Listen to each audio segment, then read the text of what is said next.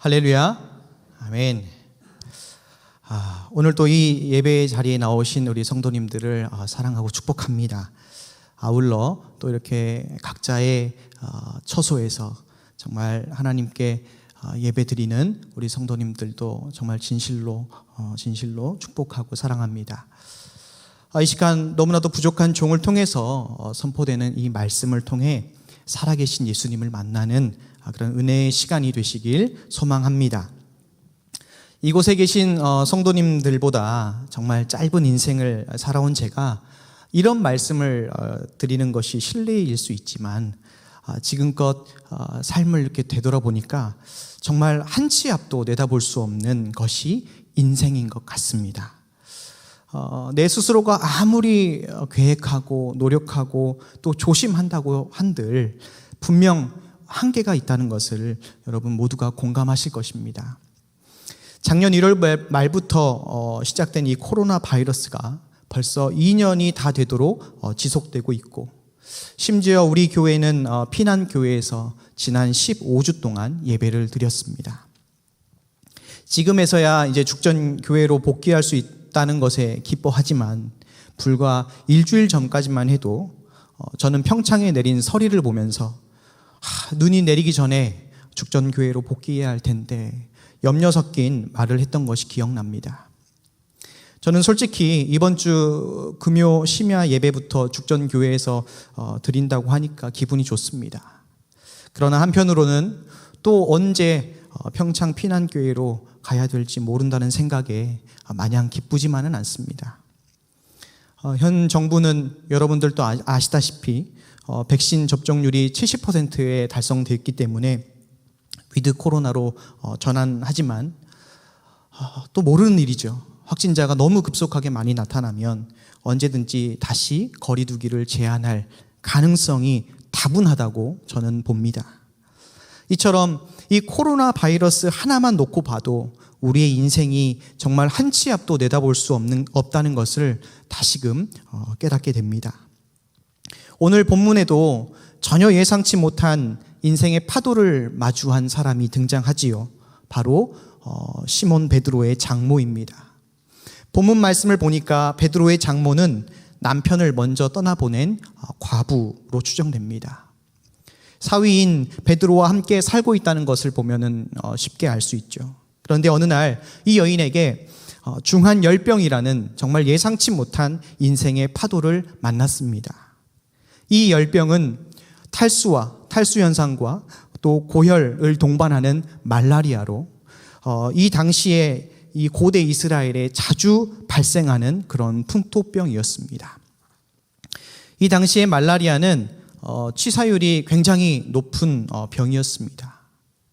의사인 누가가 그냥 열병도 아니고 중한 열병이라고 기록한 것을 볼 때에 이 베드로의 장모가 그 몸 상태가 굉장히 안 좋고 심각하다는 것을 우리는 알 수 있습니다.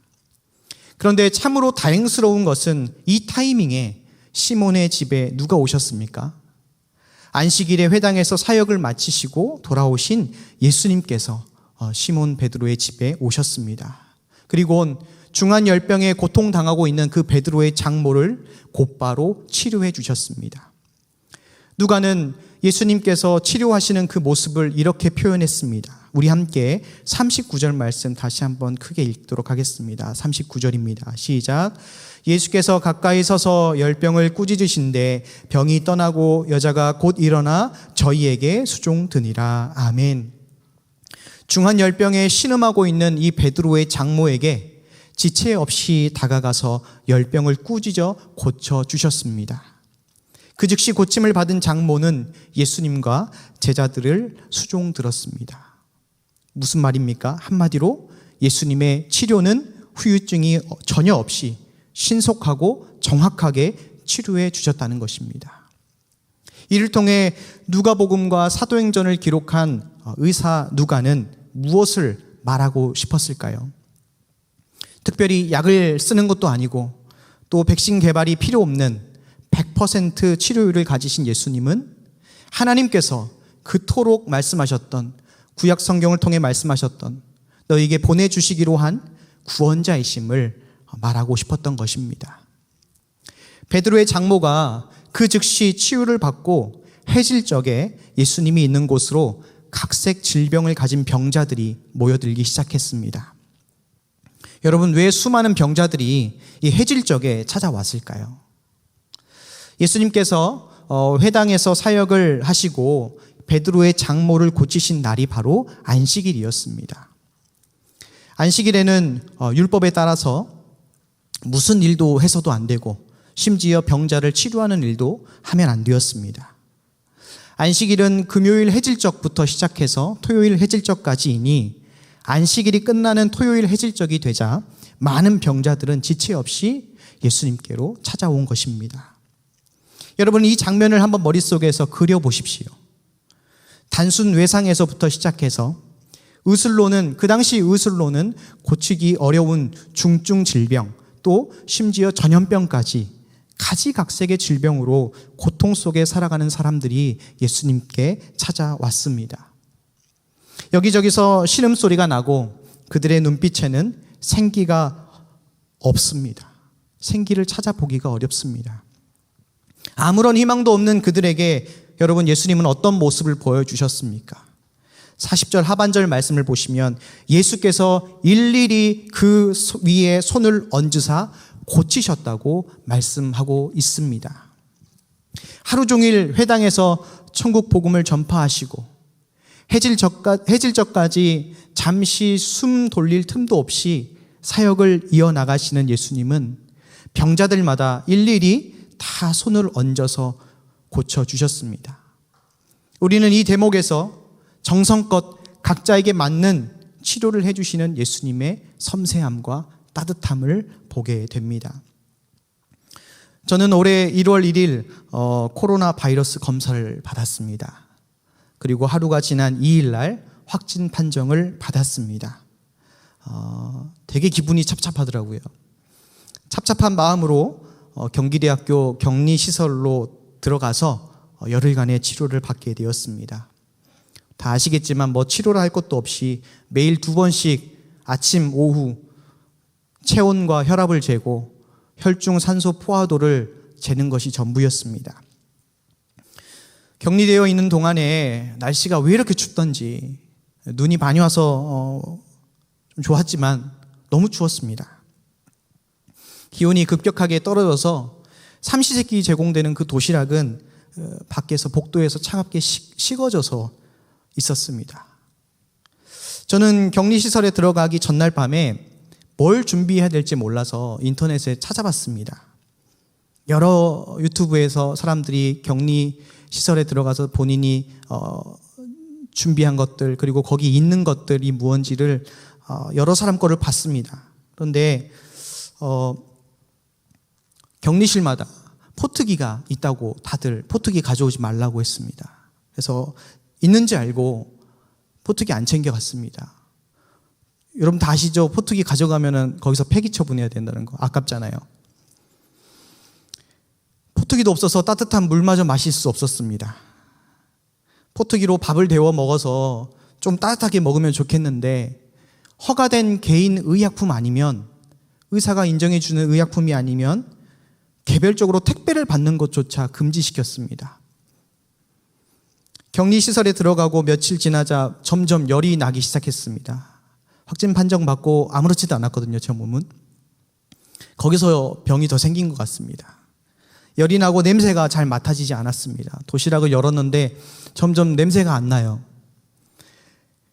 사실 지금도 냄새가 돌아오지 않았습니다. 참으로 그래도 감사한 것은 좋은 냄새는 맡는데 악취는 냄새를 못 맡습니다. 제 방귀 냄새는 못 맡습니다. 이게 좋은 건지 안 좋은 건지 모르겠어요. 길 가다 담배 냄새도 잘 안 납니다. 그냥 들이마시는 거죠. 어찌됐든 이제 그 차가운 식은 밥을 먹는 둥 마는 둥 하다가 이제 격리 초기인 것 같습니다. 초저녁에 잠이 막 쏟아지더라고요. 그래서 이제 잠자리에 먼저 들었는데 속이 울렁거리기 시작했습니다. 정말 좀 희한한 느낌이었는데 제가 이렇게 침대에 누워서 이제 이불을 덮고 자고 있는데 이제 정신은 멀쩡해요. 근데 몸은 굉장히 피곤하고 잠이 이제 오지가 않아서, 여러분 이제 격리시설 다녀오신 성도님들은 아시겠지만, 여러분 격리자의 몸에 이상이 있어도 의료진은 그 방에 들어와서 진료해 주지 않아요. 왜냐하면 전염될 가능성이 있다고 보기 때문에 무조건 전화통화 아니면 카카오톡, 문자로만 진료를 합니다. 그래서 제가 그 침대에서 일어나서 속을 부여잡고 이거 어떻게 해야 되지? 물론 기도했죠. 기도했는데도 계속 이 증상이 나타나니까 전화를 했습니다. 그 의료진에게, 담당 의료진에게. 그래서 제가 잠이 오질 않는다. 근데 속이 울렁거린다. 이상하다. 머리도 좀 띵하고. 그랬더니 의료진은 저에게 수면제를 처방해 주겠대요. 그 몇 마디 듣고. 제가 이제 좀 직감이 있잖아요. 그래서 이거 체한 것 같은데, 체기 같은데 하고, 그래서 그 의사 선생님한테 그러면 수면제와 함께 소화제를 좀 같이 넣어달라고 했습니다. 그래서 그 문 밖에 갖다 놔주겠다고 해서 한 10분, 15분 있다가 이제 약이 도착했어요. 그걸 약봉지를 부여잡고 고민했습니다. 수면제를 먼저 먹어야 될까? 아니면 소화제를 먼저 먹어야 될까? 그래도 아무래도 체한 것 같아서, 그래, 그러면 소화제를 먼저 먹어보고 상태를 봐서 잠이 안 오면 수면제를 먹고 자자라고 결정했습니다. 이제 소화제를 먹고 다행히 얼마 있지 않았는데 속이 이제 내려가더라고요. 정말 여러분 저는 이제 잘 모르니까 체했을 때 수면제 먹으면 어떻게 될까 지금도 궁금합니다. 죽진 않겠죠. 근데 아쉬운 거는 그 의료진이 직접 와서 제 상태를 한번 봤다면 그렇게 쉽게 수면제만 처방해 주겠다고 말하진 않았을 텐데, 그런 아쉬운 생각이 지금도 듭니다. 그리고 그때 어떤 말씀이 떠올랐냐면 오늘 이 본문 말씀이 떠올랐어요. 예수님께서 일일이 손을 얹어서 그들의 상태를 봐주시고 만져주시고 그리고 고쳐주시는 이 말씀이 떠올랐고 오늘 설교를 이 본문 말씀으로 하고 싶었습니다. 사랑하는 성도 여러분, 예수님께서는요 시몬 베드로의 장모를 고치신 것처럼 이 더러운 질병은 떠나가라, 이 한마디면 한 방에 다 끝낼 수 있고 고칠 수 있는데 일일이 손을 얹어서 왜 고쳐주셨을까요? 제가 곰곰이 그 말씀을 묵상해 보니 우리 예수님은 단순히 어떤 질병을 고치는 것이 목적이 아님을 깨닫게 되었습니다. 단순히 병을 고치는 것이 목적이었다면 한 사람이라도 더 많이 그리고 더 빨리 치료해 주셨을 것입니다. 그러나 예수님은 시간이 아무리 걸리더라도, 당신이 주무실 시간이 줄어지더라도 한 사람 한 사람 엄마 손은 약손, 엄마 손은 약손, 어릴 적 아픈 배를 문질러 주시는 그 어머니처럼 사랑스레 만져주셨습니다. 온갖 질병으로 몸은 굳어져 있고 정말 어두운 이 영혼들 또한 하나님의 모양과 형상대로 창조된 사람들이기에 그들을 사랑하는 긍휼의 마음이 누가의 마음을 감동시켰고 짧지만 진한 감동을 남기는 본문 말씀으로 기록하도록 하나님께서는 허락해 주셨습니다. 사랑하는 성도 여러분, 질병의 아픔을 치유의 기쁨으로 바꿔주신 분이 바로 우리가 믿는 예수님이십니다. 육체적 아픔뿐만 아니라 죄로 인한 영혼의 아픔까지도 고쳐주시는 분이 바로 예수님이십니다. 성도 여러분, 아픔에서 치유로 바꾸기 위해서는 저와 여러분이 반드시 해야 되는 것이 있습니다. 그것이 무엇일까요? 바로 그 아픔을 가지고 예수님께로 나와야만 합니다. 오늘 본문 말씀에 고침을 받았던 모든 병자들은 모두가 자신만의 가진 아픔과 문제를 가지고 나왔습니다. 그 나오는 시간이 얼마나 걸리든 어떤 모습으로 나오든 그것은 하나도 중요하지 않습니다.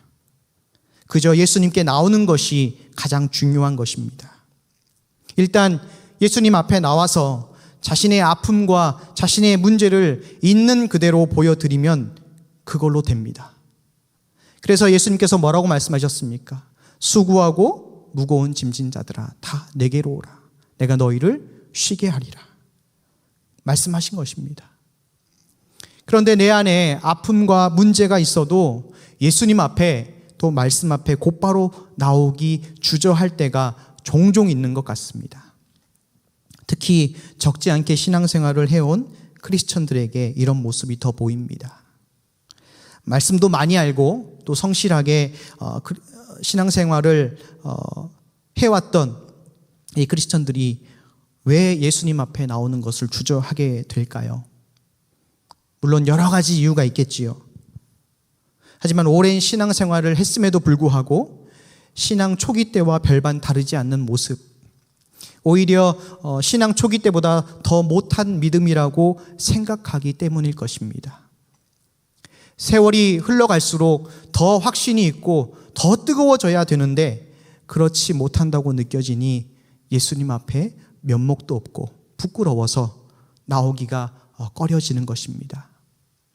그러나 이런 모습들 또한 모든 성도가 겪는 성장통이라는 것입니다. 나만 주저하는 것이 아닌 다 같이 겪는 진통이라는 것입니다. 성경에 등장하는 수많은 믿음의 선진들을 보십시오. 놀라운 이적을 행하고도 믿음이 흔들리며 무너져 내리는 모습을 어렵지 않게 찾을 수 있습니다. 그러니 내 아픔과 문제라는 짐을 여러분 무겁게 지지 마시고 오늘 본문에 나왔던 해질적이든 동이 튼 새벽이든 예수님 앞에 가지고 나오시길 바랍니다. 말씀 앞에 가지고 나와서 무거운 짐을 내려놓으시길 바랍니다. 그 길만이 우리가 살 길인 줄로 믿습니다. 사랑하는 성도 여러분, 본문 말씀을 잘 한번 살펴보십시오. 시몬 베드로의 장모가 그 중한 열병으로 누워있을 때 또 온갖 더러운 질병으로 고통받는 사람들이 예수님 앞에 찾아왔을 때 예수님께서 보이신 모습을 한번 자세히 보십시오. 예수님께서는 당신 앞에 나온 이 사람들이 과거에 무슨 죄를 지었고 어떤 잘못을 했는지 한마디도 물어보지 않으셨습니다. 그리고 병자들 앞에서 흉측하고 더럽고 냄새난다고 미간을 찌푸리지도 않았습니다. 오히려 측은한 눈빛으로 그들의 환부를 어루만져 주셨습니다. 성도 여러분, 이것이 신학적인 용어로 은혜입니다. 은혜이에요. 병든 자들이 고침을 받기 위해서 지불해야 되는 것은 없습니다. 그저 있는 그대로 예수님 앞에 나와서 예수님께서 거저 주시는 그 따뜻한 구원의 손길을 누리면 되는 것입니다. 그게 전부입니다. 실제로 병자들이 예수님 앞에 나온 것 말고 뭐 해드린 것이 따로 있습니까? 아무것도 없습니다. 거저 고침받은 것이 전부입니다. 여러분, 예수님께서 육신을 입고 세상에 오신 이유가 무엇입니까? 우리에게 그 놀라운 구원의 은혜를 거저 주시기 위해서입니다. 이사야 53장 5절 6절 말씀에 그가 찔림은 우리의 허물을 인함이요 그가 상함은 우리의 죄악을 인함이라. 그가 징계를 받음으로 우리가 평화를 누리고 그가 채찍에 맞음으로 우리가 나음을 입었도다. 우리는 다 양과 같아서 각기 그릇 행하여 각기 제 길로 갔거늘 여호와께서는 우리 무리의 죄악을 그에게 담당시키셨도다. 예수님께 담당시키셨다고 말씀하셨습니다. 대속죄일에 이스라엘 백성을 위해서 죽는 그 양처럼 십자가에서 물과 피를 흘려 죽는 것이 예수님께서 하실 하나님 아버지의 뜻이었습니다. 또한 십자가에서 죽고 끝나지 않고 다시 부활하셔서 부활의 첫 열매가 되어주셨습니다. 그래서 예수 믿는 우리는 마귀의 최대 무기인 죽음, 그 사망을 더 이상 두려워하지 않고 부활하여 천국을 가고 있는 이 은혜의 순간을 누리고 있는 것입니다. 사랑하는 성도 여러분, 지금도 말씀 앞에 있는 그대로 나오는 자들을 고치시고 은혜를 베푸시는 그 예수님을 더욱 사모하시길 바랍니다. 지금도 거저 베푸시는 그 은혜를 외면하지 말고 그 은혜를 더욱 사모하시길 소망합니다. 또한 은혜가 사라지면 율법이 그 자리를 메운다는 것을 기억했으면 좋겠습니다. 우리를 사망에서 영생으로 구원해 주셨는데 이 정도는 당연히 해야지. 맞는 말입니다. 그러나 은혜가 줄어들고 순종만 요구된다면 아주 곤란한 일이 벌어집니다. 마라톤과 같은 신앙생활을 길게 이어가지 못하게 됩니다. 반대로 은혜가 내 안에 점점 차오르게 되면 누가 시키지 않아도 말씀에 순종하고 헌신의 자리를 찾게 됩니다. 그러니 우리 모두는 예수님의 그 은혜를 간절히 사모하고 공예배뿐만 아니라 개인의 경건의 시간을 가지고 그 하나님의 말씀 앞에 서 있어야 하겠습니다. 이제 설교를 맺을까 합니다. 우리 예수님은 나보다 나의 상황과 처지를 잘 아시는 분이십니다. 자녀가 말하지 않아도 그 부모가 어느 정도 아는 것처럼, 그러나 우리 성령님께서는 우리 안에 내주하셔서 우리의 모든 것을 알고 계시는 분이신 줄로 믿습니다. 그러니 나의 아픔과 문제가 있다면 주저함 없이 말씀 대신 예수님 앞에 가지고 나오시는 용기를 내시길 바랍니다. 그때 일일이 손을 얹어 고쳐주시는, 치료하시는 그 예수님의 한없는 은혜를 경험케 되는 축복이 있을 줄로 믿습니다. 함께 기도하시겠습니다.